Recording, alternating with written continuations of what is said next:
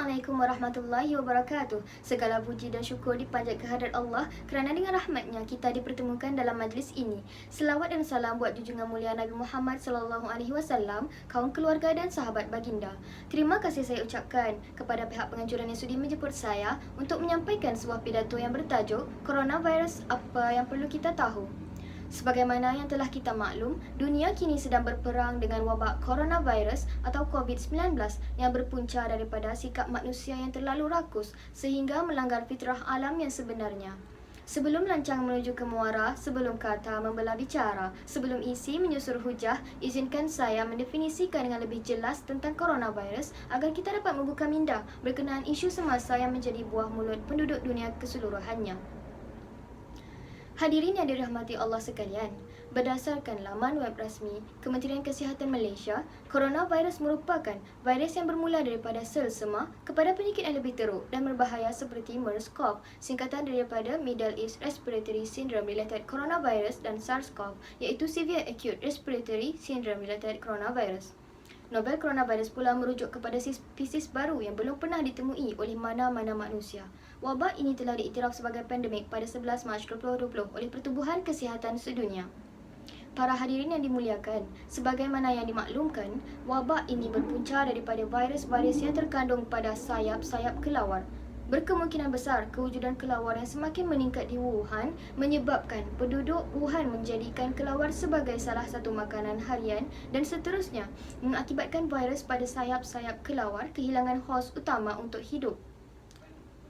Wabak coronavirus telah memberi impak yang besar kepada negara dan masyarakat, lebih-lebih lagi dari segi ekonomi dan juga agama. Pensyarah Jabatan Ekonomi Universiti Putra Malaysia, Prof. Madya Dr. Muhammad Yusof Sa'di berkata, wabak coronavirus ini telah memberi impak kepada ekonomi rakyat melalui 3 saluran, iaitu penurunan permintaan ekspor, penurunan permintaan domestik dan kesan pelaksanaan Perintah Kawalan Pergerakan. Beliau juga mengatakan bahawa ketiga-tiga saluran ini memberi impak yang berbeza kepada rakyat mengikut kepada kumpulan pendapatan mereka.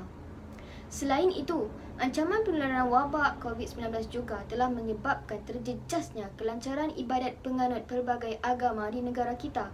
Seterusnya, rakyat juga bakal berhadapan dengan masalah kewangan serta kehilangan pekerjaan berikutan kesan daripada Perintah Kawalan Pergerakan yang telah dilaksanakan oleh kerajaan.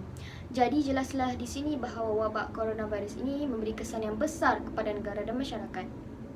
Wabak coronavirus mampu dipulihkan jika masyarakat bekerjasama mengamalkan langkah-langkah yang telah digariskan oleh Kementerian Kesihatan Malaysia.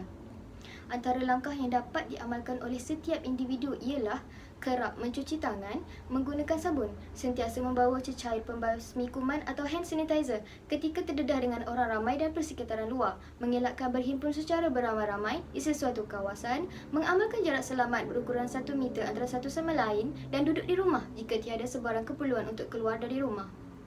Baginda SAW bersabda dalam hadis baginda yang bermaksud, apabila kamu mendengarnya yakni wabak di sesuatu tempat, maka janganlah kamu pergi ke situ, dan apabila ia berlaku di tempat kamu, maka janganlah kamu keluar lari daripadanya.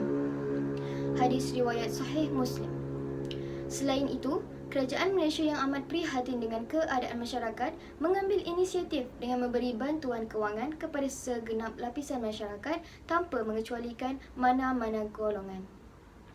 Hadirin yang dimuliakan, berdasarkan perbincangan tersebut, sebagai rakyat Malaysia yang bertanggungjawab, kita perlulah memberi kerjasama dalam mematuhi arahan yang telah dikeluarkan oleh kerajaan bagi membendung penularan wabak coronavirus ini. Sebagai umat Islam juga, kita digalakkan untuk memohon perlindungan serta pertolongan daripada Allah dalam menghadapi wabak coronavirus ini. Kita juga dinasihatkan supaya terus bersabar dalam menghadapi ujian yang telah diberikan oleh Allah Subhanahu Wa Taala kepada kita, seperti mana firman Allah dalam surah Ali Imran ayat 200 yang bermaksud, wahai orang-orang yang beriman, bersabarlah kamu menghadapi segala kesukaran dalam mengerjakan perkara-perkara yang berkebajikan, dan kuatkanlah kesabaran kamu lebih daripada kesabaran musuh di medan perjuangan, dan bersedialah dengan kekuatan pertahanan di daerah-daerah sempadan, serta bertakwalah kamu kepada Allah supaya kamu mencapai kemenangan. Akhir kata, Saya mengharapkan pidato yang saya sampaikan ini dapat menambah pengetahuan serta kesedaran terhadap bahayanya wabak coronavirus sehingga menyebabkan beribu-ribu kes kematian di seluruh dunia.